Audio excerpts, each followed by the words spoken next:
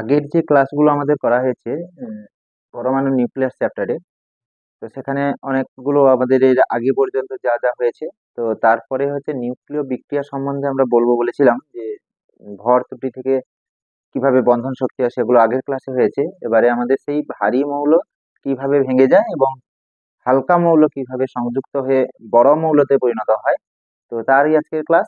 তো ক্লাস 10 এবং 12 দুটো ক্লাসের জন্যই ইম্পর্টেন্ট, ক্লাস 10 এর জন্য অবশ্যই ইম্পর্টেন্ট, এবং সঙ্গে ক্লাস 12 সেটাও কিন্তু আমাদের এই 12 চ্যাপ্টারেও কিন্তু এই পরমাণু নিউক্লিয়াসটা রয়েছে, সেখানেও আমাদের অল্প বিস্তর এই ক্লাস থেকে জানবো। আর ক্লাস 10 এর জন্য, বিশেষ করে ক্লাস 10 এর যে পরমাণু নিউক্লিয়াস যে চ্যাপ্টার রয়েছে, সেই চ্যাপ্টারের জন্য এটা ইম্পর্টেন্ট, খুবই ইম্পর্টেন্ট ক্লাস হতে যাচ্ছে।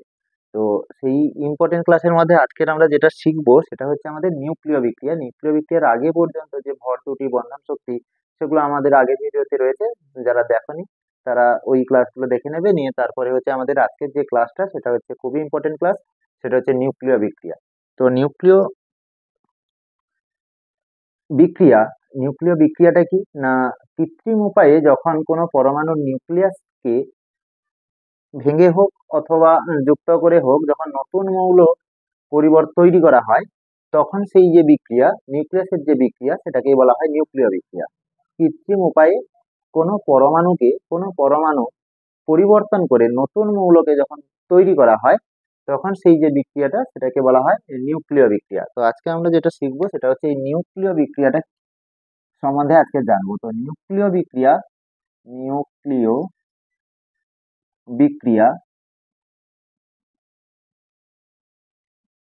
বিক্রিয়া অর্থাৎ নিউক্লিয়ার রিয়াকশন।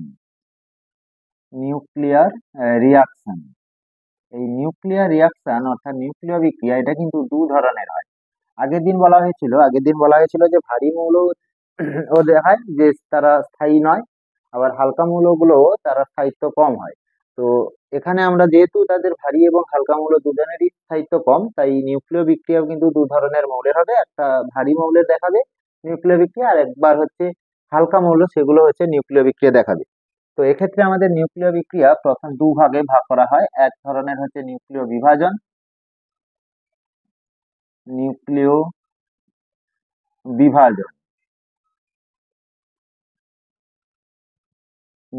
বিভাজন যেটাকে আমরা নিউক্লিয়ার নিউক্লিয়ার ফিশন নামে জানি। নিউক্লিয়ার ফিশন, এটা হচ্ছে নিউক্লিয় বিভাজন। আর নাম্বার 2 হচ্ছে নিউক্লিয় সংযোজন,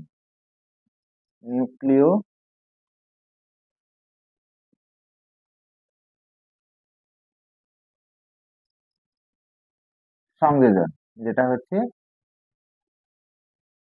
নিউক্লিয়ার ফিউশন। নিউক্লিয় বিভাজন এবং নিউক্লিয় সংযোজন, এই দুটো হচ্ছে নিউক্লিয় বিক্রিয়ার অন্তর্গত। আজকের আমাদের যে ক্লাস সেটা হচ্ছে নিউক্লিয় বিভাজন নিয়ে ক্লাস। আজকের আমরা সংযোজনটা করব না, নেক্সট ক্লাসে করব। আজকের আমরা যেটা করব সেটা হচ্ছে নিউক্লিয় বিভাজন, এইটা নিয়ে আজকের আমরা আলোচনা করব, নিউক্লিয় বিভাজনটা। তো এই নিউক্লিয় বিভাজনটা আসলে কি? বিভাজন নাম শুনেই বোঝা যাচ্ছে যে কোনো একটা মৌল সেটা বিভাজিত হবে কয়েকটি মৌলতে। তো এক্ষেত্রে যেহেতু বিভাজিত হবে, তো আমরা যদি একটা বড় জলের বিন্দু নিই, তাহলে সেই জলের বিন্দুটা ভেঙে ছোট জলের বিন্দুতে পরিণত হয়। তার মানে বড় যেটা প্রথমে যেটা ছিল সেটা অত্যন্ত ভারী এবং বড় আকারের ছিল। তো বিভাজনের ক্ষেত্রেও ঠিক একই, নিউক্লিয়াসটা বিভাজিত হবে সেটা নিশ্চয়ই তাহলে বড় আকৃতির এবং ভারী। সেই ভারী মৌল কিন্তু আমাদের এই নিউক্লিয় বিভাজন দেখায় ভারী মৌল যার নিউক্লিয়াস ভেঙে গিয়ে ছোট বা হালকা মৌলতে পরিণত হবে, সেটাই হচ্ছে আমাদের সেই ভারী মৌলগুলোই হচ্ছে নিউক্লিয় বিভাজন দেখাবে। তো এই নিউক্লিয় বিভাজনটা কি না, নিউক্লিয় বিভাজন হচ্ছে কোনো ভারী মৌল যখন তার নিউক্লিয়াস ভেঙে দুটি হালকা মৌলে পরিণত হয়, প্রায় সমান ভরের দুটি হালকা মৌলে পরিণত হয়, সেই সঙ্গে কিছু সংখ্যক তারা নিউট্রন তৈরি করে এবং সেই সঙ্গে প্রচুর পরিমাণে শক্তি নির্গত করে যে বিক্রিয়ায়, সেইটাকে বলা হয় নিউক্লিয় বিভাজন। নিউক্লিয় বিভাজনটা কি না, এই নিউক্লিয় বিভাজন তো একটি নিউক্লিয় বিক্রিয়ার অন্তর্গত। তাহলে যে নিউক্লিয় বিক্রিয়ায় কোনো ভারী মৌলের পরমাণুর নিউক্লিয়াস ভেঙে গিয়ে প্রায় সমান ভরের দুটি হালকা মৌলে পরিণত হয়, সেই সঙ্গে কিছু সংখ্যক নিউট্রন এবং সেই সঙ্গে প্রচুর পরিমাণ শক্তি নির্গত করে, সেই যে নিউক্লিয় বিক্রিয়া, সেই নিউক্লিয় বিক্রিয়াটাকে বলা হয় নিউক্লিয় বিভাজন। এখন যদি আমরা এই নিউক্লিয় বিভাজনের বিক্রিয়াটা লিখি, তাহলে যেটা হবে, আমাদের ব্যবহার করা হয় নিউক্লিয় বিভাজনে ইউরেনিয়াম 92-235। সেই ইউরেনিয়াম 92-235 ভারী মৌলটাকে একটি তাপীয় নিউট্রন দ্বারা আঘাত করতে হবে। ভারী মৌলে যে ভারী মৌলটা আমরা নিয়েছি ইউরেনিয়াম 92-235, সেই ভারী মৌলটাকে তাপীয় নিউট্রন দ্বারা আঘাত করলে সেটা বেরিয়াম 56-141, বেরিয়াম 56-141 সঙ্গে ক্রিপ্টন 36-92 সঙ্গে 3খানা নিউট্রন সঙ্গে প্রচুর পরিমাণ শক্তি নির্গত করে, প্রচুর পরিমাণে শক্তি নির্গত করে। এই হচ্ছে আমাদের নিউক্লিয় বিভাজনের বিক্রিয়া। নিউক্লিয় বিভাজনটা আরেকবার বলি, নিউক্লিয় বিভাজনটা কি না, যে নিউক্লিয় বিক্রিয়ায় ভারী মৌল প্রায় সমান ভরের দুটি হালকা মৌলতে ভেঙে যায় এবং কিছু সংখ্যক নিউট্রন তৈরি করে এবং সেই সঙ্গে প্রচুর পরিমাণে শক্তি উৎপন্ন করে, সেই নিউক্লিয় বিক্রিয়াটাকেই বলা হয় নিউক্লিয় বিভাজন। উদাহরণ হিসেবে আমরা এই যে বিক্রিয়াটা লিখেছি ইউরেনিয়ামকে, বেশি আরো অন্যান্য আছে ভারী মৌল, তাদেরকেও ব্যবহার করা হয়, তবে বেশি ব্যবহার করা হয় যেটা, সেটা হচ্ছে ইউরেনিয়াম 92-235। এইটাকে বেশি ব্যবহার করে নিউক্লিয় বিভাজনটাকে ঘটানো হয়। তার বিক্রিয়াটা কি না, যে ইউরেনিয়াম 92-235 এটাকে একটি তাপীয় নিউট্রন, এই যে নিউট্রনটা, এটাকে তাপীয় নিউট্রন বলে, তাপীয় ধীর গতির তাপীয় নিউট্রন। এটা তাপীয় নিউট্রন এবং এটা হচ্ছে ধীর গতির তাপীয় নিউট্রন দ্বারা আঘাত করা হয়, করলে বেরিয়াম এবং ক্রিপ্টন উৎপন্ন হয়, সঙ্গে 3খানা যে নিউট্রন, এটাকে বলা হয় গৌণ নিউট্রন। গৌণ নিউট্রন, গৌণ নিউট্রন এগুলো দ্রুত গতি সম্পন্ন হয়, দ্রুত গতির গৌণ নিউট্রন তৈরি করে, সেই সঙ্গে প্রচুর পরিমাণে শক্তি উৎপন্ন করে। এই হচ্ছে আমাদের নিউক্লিয় বিভাজনের বিক্রিয়া। কটা নিউট্রন উৎপন্ন করছে? 3টে নিউট্রন। এবারে আমাদের খেয়াল রাখতে হবে যে এই যে রিয়াকশনটা হচ্ছে, নিউক্লিয় বিক্রিয়াটা হচ্ছে, তো সেক্ষেত্রে ভর সংখ্যা সংরক্ষণ এবং পারমাণবিক সংখ্যার সংরক্ষণ কিন্তু মেনে চলবে। তো উপরে যদি দেখি ভর সংখ্যা মোট বাম পাশে, এই যে তীর চিহ্ন তার বাম পাশে যারা অংশগ্রহণ করলো যখন বিক্রিয়াটা ঘটার আগে, তখন 235 প্লাস 236। এখানে কি হচ্ছে 141 প্লাস 92 প্লাস 3টে নিউট্রন, 3 যোগ করলে আমরা এই 236 পাবো। আবার নিচে 92 প্লাস 0 পারমাণবিক সংখ্যার যদি সংরক্ষণ সূত্র দেখি, 92 প্লাস 0 মানে হচ্ছে 92, সঙ্গে নিচের গুলো 56 যোগ 36 সঙ্গে এখানে 300, সেইটাকে যোগ করলে এখানে পারমাণবিক সংখ্যার যে সংরক্ষণ সূত্র সেটা মিলে যায়। তো এই হচ্ছে আমাদের পারমাণবিক মানে নিউক্লিয় বিভাজনের উদাহরণ এবং তার একটা বিক্রিয়া। এখন এই নিউক্লিয় বিভাজন ঘটিয়ে আমরা কি করতে পারি? নিউক্লিয় বিভাজনটাকে ঘটিয়ে আমরা করবোটা কি, কি কি তৈরি করতে পারি, প্রয়োগ কোথায়, প্রয়োগ। আচ্ছা, তার আগে প্রয়োগ বলার আগে আমরা যদি একটুখানি এই নিউক্লিয় বিভাজনটা ঘটে কিভাবে সেইটা যদি আমরা একটু দেখি, তো সেটা এখানে দেখতে পাবো যে সেটা একটা নিউক্লিয় বিভাজনটা একটা শৃঙ্খল বিক্রিয়ার মতন আচরণ করে। তো শৃঙ্খল বিক্রিয়া কিরকম? শৃঙ্খল বিক্রিয়া, শৃঙ্খল বিক্রিয়া, এই নিউক্লিয় বিভাজনে শৃঙ্খল বিক্রিয়া দেখা যায়। শৃঙ্খল বিক্রিয়া, শৃঙ্খল বিক্রিয়াটা কি না, এখানে যে ইউরেনিয়ামের যে পরমাণুটা, আমরা একটা পরমাণু নিয়েছি, তাকে যখন একটা নিউট্রন দ্বারা আঘাত করা হলো, সঙ্গে 3টে নিউট্রন এখানে তৈরি হলো।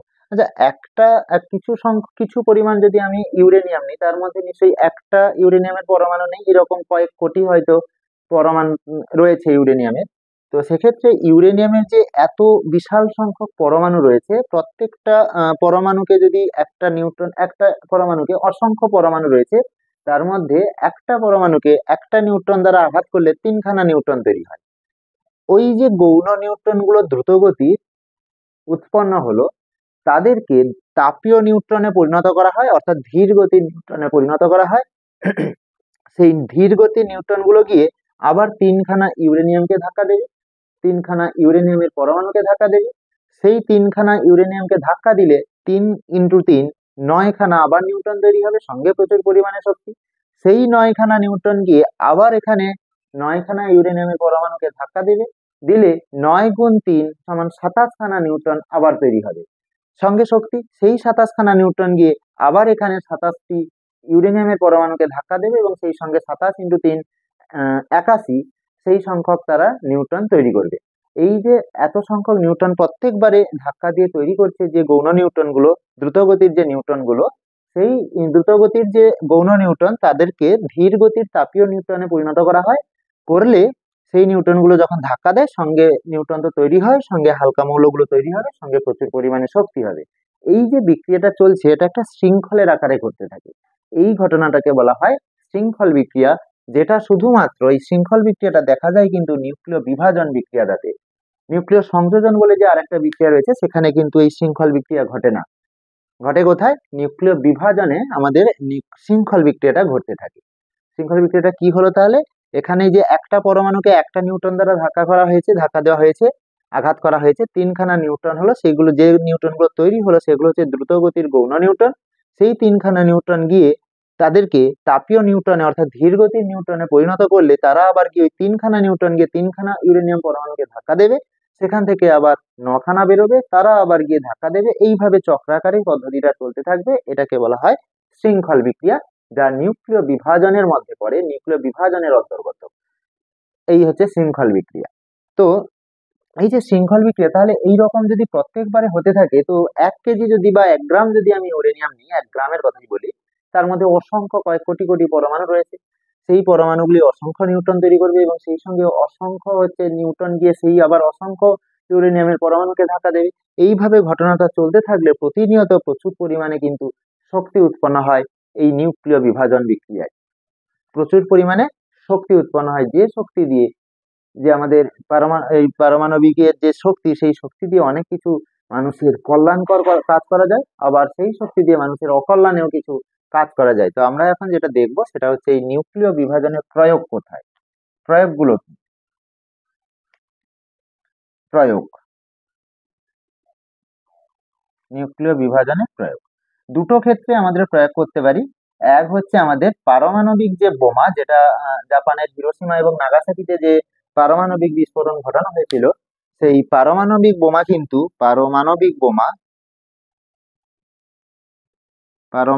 বোমা সেটা কিন্তু এই নিউক্লিয় বিভাজনের উপর ভিত্তি করেই তৈরি হয়। প্রচুর পরিমাণে শক্তি হয়, তোমরা তা বুঝতে পারছো। একবারে যদি এত শক্তি উৎপন্ন হয়, একটা ক্ষেত্রে যদি প্রায় 200 মেগা ইলেকট্রন ভোল্ট একটা পরমাণু যদি ধ্বংস হয়, তাহলে 200 মেগা ইলেকট্রন ভোল্ট শক্তি উৎপন্ন হয়, তাহলে তো কয়েক কোটি ইউরেনিয়ামের পরমাণু ধ্বংস হচ্ছে। তার মানে কয়েক কোটি ইন্টু 200 মেগা ইলেকট্রন ভোল্ট করলে কত বিশাল পরিমাণ শক্তি উৎপন্ন হয় তা তোমরা আন্দাজ করতে পারছো। তাহলে সেক্ষেত্রে এই যে আমাদের বিক্রিয়া, এই বিক্রিয়াটাকে কাজে লাগিয়ে পারমাণবিক বোমা তৈরি করা হয়, যা জাপানের হিরোশিমা এবং নাগাসাকি অর্থাৎ 6ই আগস্ট এবং 9ই আগস্ট যে পারমাণবিক দুর্ঘটনা ঘটে জাপানে হিরোশিমা এবং নাগাসাকিতে, সেই পারমাণবিক বোমাটাই কিন্তু সেখানে ফেলা হয় এবং সেটা এই নিউক্লিয় বিভাজনের উপর ভিত্তি করেই কিন্তু তা তৈরি করা হয়। তো প্রয়োগ কি তাহলে? নিউক্লিয় বিভাজনের প্রয়োগটা হচ্ছে পারমাণবিক বোমা, এবং আরেকটা হচ্ছে নিউক্লিয় চুল্লিতে ব্যবহার করা হয়।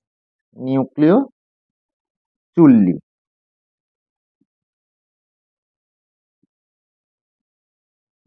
নিউক্লিয়াস চুল্লিতে ব্যবহার করা হয়। এই দুটো জায়গায় আমরা এই নিউক্লিয় বিভাজনের প্রয়োগ ঘটাতে পারি। তবে দুটো জায়গাতেই যেহেতু নিউক্লিয় বিভাজন, তার মানে দুটো জায়গায় কিন্তু শৃঙ্খল বিক্রিয়া ঘটতে থাকবে। এখন শৃঙ্খল বিক্রিয়া দু জায়গায় ও তো অনিয়ন্ত্রিত, মানে একবার যদি শুরু হয় এরকম ঘটনাটা ঘটতে থাকবে, তাহলে সেক্ষেত্রে এই শৃঙ্খল বিক্রিয়া দু জায়গায় হবে ঠিকই, কিন্তু একটু ভিন্ন ধরনের শৃঙ্খল বিক্রিয়া আমাদের হওয়াটা দরকার। কারণ পারমাণবিক বোমা যেখানে হচ্ছে সেক্ষেত্রে আমাদের শৃঙ্খল বিক্রিয়া হবে সেটা হচ্ছে অনিয়ন্ত্রিত শৃঙ্খল বিক্রিয়া। অনিয়ন্ত্রিত অনিয়ন্ত্রিত শৃঙ্খল বিক্রিয়া, অনিয়ন্ত্রিত শৃঙ্খল বিক্রিয়া। আর নিউক্লিয় চুল্লি যেখানে হয়, যেটা মানুষের কল্যাণে ব্যবহার করা হয়, সেটা হচ্ছে আমাদের নিয়ন্ত্রিত শৃঙ্খল বিক্রিয়া। নিয়ন্ত্রিত শৃঙ্খল বিক্রিয়া। তাহলে এই যে দুটো জায়গায় আমরা প্রয়োগ করছি, পারমাণবিক বিভাজনকে কাজে লাগিয়ে দুটো জিনিস তৈরি করছি, একটা হচ্ছে পারমাণবিক বোমা এবং নিউক্লিয় চুল্লি। উভয় ক্ষেত্রেই কিন্তু প্রচুর পরিমাণে শক্তি উৎপন্ন হয় এবং উভয় ক্ষেত্রেই কিন্তু নিউক্লিয় শৃঙ্খল বিক্রিয়া কিন্তু ঘটে চলেছে। তার মধ্যে পারমাণবিক বোমাতে কিন্তু অনিয়ন্ত্রিত শৃঙ্খল বিক্রিয়া এবং নিউক্লিয় চুল্লিতে নিয়ন্ত্রিত। এই নিয়ন্ত্রিত করা হবে কিভাবে, যে নিউক্লিয় চুল্লিতে, সেটা আমরা এখন দেখব।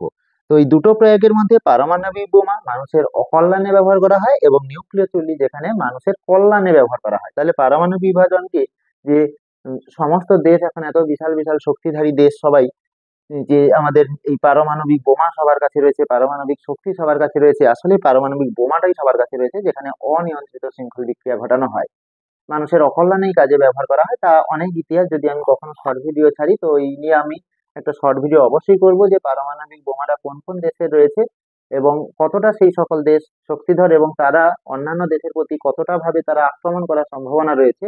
আমাদের ভারতে তো রয়েছে পারমাণবিক বোমা, তো সেক্ষেত্রে অন্যান্য দেশ কি অন্য কোনো দেশের উপরে সেই পারমাণবিক বোমাকে নিক্ষেপ করতে পারে কিনা, বা নিক্ষেপ করার জন্য রাষ্ট্রীয় যে কি কি তাদের সাহায্য দরকার হয়, বা একবার যদি পারমাণবিক বোমাকে ফেলে দেওয়া হয় তাহলে তারা কি কি ভাবে ক্ষতির সম্মুখীন হতে পারে কোনো দেশ, বা তার পার্শ্ববর্তী যে দেশগুলো কি কি ক্ষতির সম্মুখীন হতে পারে, তা আমরা, যেহেতু এটা পড়ার আমাদের অন্তর্গত নয়, তাই আমার কোনো শর্ট ভিডিওতে হয়তো এগুলো দেখা যাবে। যেহেতু আমি এখন সিলেবাসের অন্তর্ভুক্ত সিলেবাস পড়াচ্ছি, তাই ওই দিকটা আমি যাচ্ছি না। তো সেই কারণে আমরা শুধুমাত্র সিলেবাসের মধ্যে থেকেই যেগুলো পড়ানো আমাদের দরকার, যা আমাদের পরীক্ষায় আসার সম্ভাবনা, সেগুলোই কিন্তু করছি। তো অনিয়ন্ত্রিত শৃঙ্খল বিক্রিয়া কিন্তু এই পারমাণবিক বোমাতে আমাদের ঘটানো হয়। আমরা এখানে যেটা করব, তো পারমাণবিক বোমা মানুষের অকল্যাণে কাজে লাগে, যেটা কল্যাণকর কাজে লাগে নিউক্লিয় চুল্লি, যেখানে নিয়ন্ত্রিত শৃঙ্খল বিক্রিয়া ঘটানো হচ্ছে, সেই সম্বন্ধে আমরা পড়বো এখন। তো নিউক্লিয় চুল্লিটা সম্বন্ধে আমরা পড়ি। তো এখানে কিভাবে নিয়ন্ত্রণ করা হয়, আমরা তো অনিয়ন্ত্রিত, একবার শুরু হয়ে গেলে তারা আবার গিয়ে পরমাণুকে ধাক্কা দিচ্ছে, সেখান থেকে নিউট্রন তৈরি হচ্ছে, তারা আবার গিয়ে ধাক্কা দিচ্ছে, এইভাবে ঘটনাটা ঘটে চলেছে। তাহলে সেক্ষেত্রে এই নিউক্লিয় চুল্লিতে নিউক্লিয়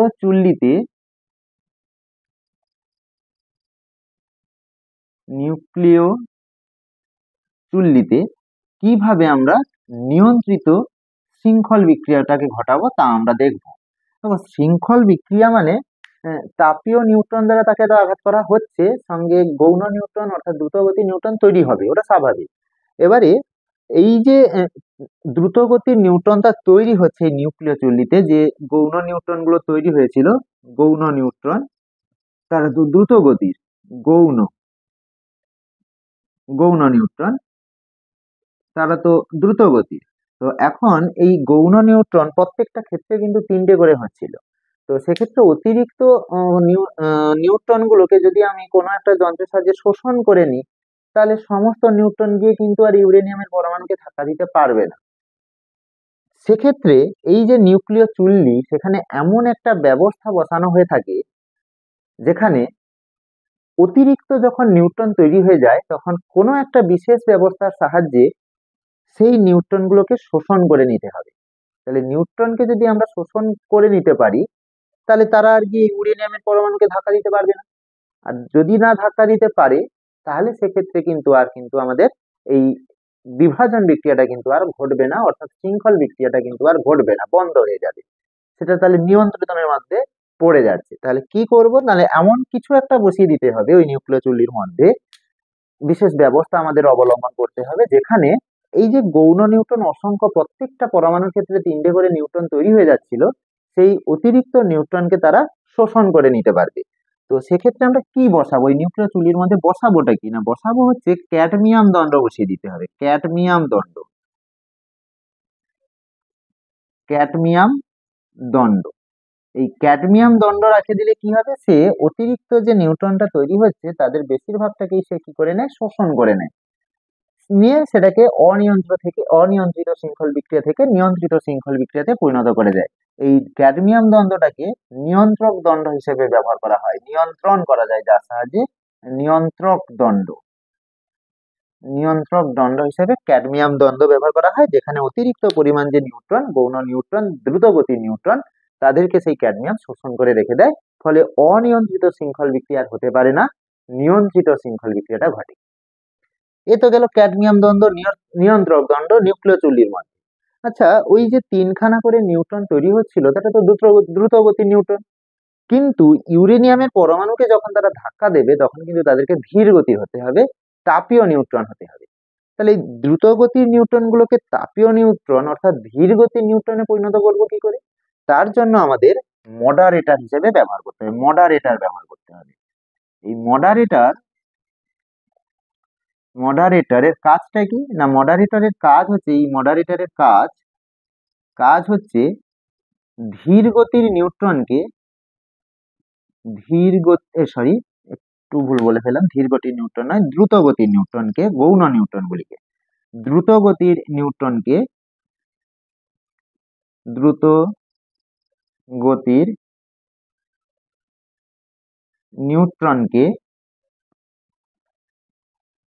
তাপীয় নিউট্রনে পরিণত করা,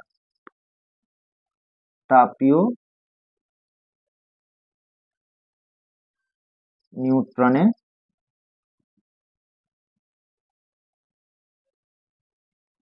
পরিণত করা, এটাই হচ্ছে কাজ। ওই যে তিনখানা করে নিউট্রন তৈরি হচ্ছিল দ্রুতগতির, তাদেরকে, সেই দ্রুতগতির নিউট্রনগুলোকে তাপীয় নিউট্রন অর্থাৎ ধীর গতির নিউট্রনে পরিণত করে দেয়। সেই ধীর গতি নিউট্রন গুলো গিয়ে ইউরেনিয়ামের পরমাণুকে ধাক্কা দেয়। এটা কে করে না, মডারেটর। এখন এই মডারেটর হিসেবে কি ব্যবহার করা হয়, মডারেটর হিসেবে ভারী জল ও গ্রাফাইট দণ্ড ব্যবহার করা হয়, ভারী জল ও গ্রাফাইট, এই দুটো জিনিসকে ব্যবহার করা হয় মডারেটর হিসেবে। ভারী জল এবং গ্রাফাইট ব্যবহার করা হয়ে থাকে। তাহলে নিউক্লিয় চুল্লির মধ্যে আমরা কি ধরনের বিক্রিয়া ঘটাই, নিয়ন্ত্রিত শৃঙ্খল বিক্রিয়া। নিউক্লিয় চুল্লিতে নিয়ন্ত্রিত নিয়ন্ত্রিত শৃঙ্খল বিক্রিয়া ঘটানো হয়, যা বিভাজনের অন্তর্গত। নিয়ন্ত্রিত শৃঙ্খল বিক্রিয়া ঘটানো হয়। যেহেতু নিয়ন্ত্রিত করতে হবে, নিয়ন্ত্রণ করতে হবে, অর্থাৎ গৌণ নিউট্রন গুলোকে শোষণ করে নেওয়ার জন্য ক্যাডমিয়াম দণ্ড, যা নিয়ন্ত্রক দণ্ড, এবং মডারেটর হিসেবে ভারী জল এবং গ্রাফাইটকে ব্যবহার করা হয়। মডারেটরের কাজ হচ্ছে গৌণ নিউট্রন অর্থাৎ দ্রুতগতির নিউট্রন গুলোকে ধীর গতির অর্থাৎ তাপীয় নিউট্রনে পরিণত করার জন্য মডারেটরটাকে বসিয়ে দেওয়া হয়। মানে এই যে নিউক্লিয়ার চুল্লি, তো মানুষের কল্যাণে একে ব্যবহার করা হচ্ছে, একটু আগে বললাম। তো কিভাবে কল্যাণ করা হয় না, নিউক্লিয়ার চুল্লিতে পারমাণবিক শক্তিকে কাজে লাগিয়ে, অর্থাৎ ইউরেনিয়াম বা প্লুটোনিয়াম, এদেরকে পোড়ানো হয়, জ্বালানি হিসেবে ব্যবহার করা হয়। পারমাণবিক শক্তি থেকে তাপ শক্তি উৎপন্ন করা হয়, পারমাণবিক শক্তি থেকে তাপ শক্তি উৎপন্ন করা হয়। সেই তাপ শক্তিটাকে কাজে লাগিয়ে বিদ্যুৎ শক্তি অর্থাৎ তড়িৎ শক্তি উৎপন্ন করা হয়। এই নিউক্লিয়ার চুল্লিতে তাপ শক্তি থেকে তড়িৎ শক্তি উৎপন্ন করা হয়, অথবা পারমাণবিক শক্তি থেকে তড়িৎ শক্তি উৎপন্ন করা হয়। প্রথমে পারমাণবিক শক্তি হিসেবে কিছু জ্বালানিকে পোড়ানো হবে। এখানে জ্বালানি বলতে কিন্তু কাঠ, কয়লা এইগুলো নয়, এখানে পারমাণবিক শক্তি বলতে ইউরেনিয়াম পোড়ানো হবে, অথবা প্লুটোনিয়াম পোড়ানো হবে, অথবা কোনো ভারী তেজস্ক্রিয় মৌলকে পুড়িয়ে প্রথমে তাপ শক্তি নির্গত করা হয়, সেই তাপ শক্তি উৎপন্ন করা হয়। সেই তাপ শক্তি থেকে তড়িৎ শক্তি আমাদের উৎপন্ন করতে হবে। যেহেতু আমরা পারমাণবিক থেকে তড়িৎ শক্তি উৎপন্ন করছি, তাহলে এক্ষেত্রে কিন্তু পরিবেশে কার্বন ডাই অক্সাইডের পরিমাণ কিন্তু উৎপন্ন হবে না, কারণ ইউরেনিয়াম হচ্ছে একটি কার্বন বিহীন জ্বালানি। সেক্ষেত্রে পরিবেশ দূষণ অর্থাৎ পরিবেশ দূষণের জন্য দায়ী যে কার্বন ডাই অক্সাইড গ্যাস, সেটা কিন্তু তৈরি হয় না, অর্থাৎ পরিবেশ দূষণ হয় না। তবে হ্যাঁ, তবে তেজস্ক্রিয় দূষণ হওয়ার সম্ভাবনা থাকে। এই নিউক্লিয়ার চুল্লিতে যখন কাজ করা হয় বা পারমাণবিক শক্তিকে কাজে লাগানো হয়, তখন অনেক ধরনের সাবধানতা অবলম্বন করতে হয়। কারণ কোথাও যদি একটি ছোট ছিদ্র থেকে যায় নিউক্লিয়ার চুল্লিতে, তাহলে সেখান থেকে আলফা, বিটা, গামা, কারণ তেজস্ক্রিয় রশ্মি নির্গতই হবে। তো সেক্ষেত্রে সেই তেজস্ক্রিয় রশ্মি যদি সেই এলাকায় ছড়িয়ে পড়ে, তাহলে কিন্তু সেখানে নানা ধরনের সমস্যা, কি কি সমস্যা হয় তা তো তোমরা জানোই। হিরোশিমা নাগাসাকিতে যেমন হয়েছিল, সেই রকম তেজস্ক্রিয় দুর্ঘটনা ঘটে যেতে পারে। পরিবেশ দূষণের জন্য কার্বন ডাই অক্সাইড হয়তো উৎপন্ন হবে না, কিন্তু তেজস্ক্রিয় দূষণ কিন্তু ঘটাতে পারে। সেই কারণে নিউক্লিয়ার চুল্লিটাকে অত্যন্ত সাবধানের সহিত সেখানে ব্যবহার করা হয় এবং তৈরি করা হয়। এই হচ্ছে আজকের আমাদের ক্লাস, নিউক্লিয় বিভাজন। আমাদের নেক্সট ক্লাস যেটা হবে পরের দিন, নেক্সট ক্লাস, তো সেখানে সেখানে আমরা যেটা পড়বো সেটা হচ্ছে সংযোজনটা পড়বো, নিউক্লিয় সংযোজন অর্থাৎ ফিউশন সম্বন্ধে আমরা পড়বো। আজকের আমাদের ফিশন সম্পূর্ণ শেষ হলো, অর্থাৎ নিউক্লিয় বিভাজনটা ফিশনটা শেষ হলো, নিউক্লিয় বিভাজন শেষ হলো। পরে নেক্সট ক্লাসে আমরা পড়বো যেটা, সেটা হচ্ছে নিউক্লিয় সংযোজন অর্থাৎ নিউক্লিয়ার ফিউশন। তো আজকের ক্লাস আমাদের এই পর্যন্ত থাকবে। যারা নতুন দেখছো বা যারা কন্টিনিউ আমাদের চ্যানেলকে ফলো করো, অবশ্যই দেখো, এখান থেকে অত্যন্ত গুরুত্বপূর্ণ সব প্রশ্ন আমাদের আলোচনা করা হয়েছে। ছোট প্রশ্ন বড় প্রশ্ন সব রকমের প্রশ্ন এখান থেকে আমাদের পরীক্ষায় তা আসে। খুবই বিশেষ করে ছোট প্রশ্নগুলো খুবই ইম্পর্টেন্ট।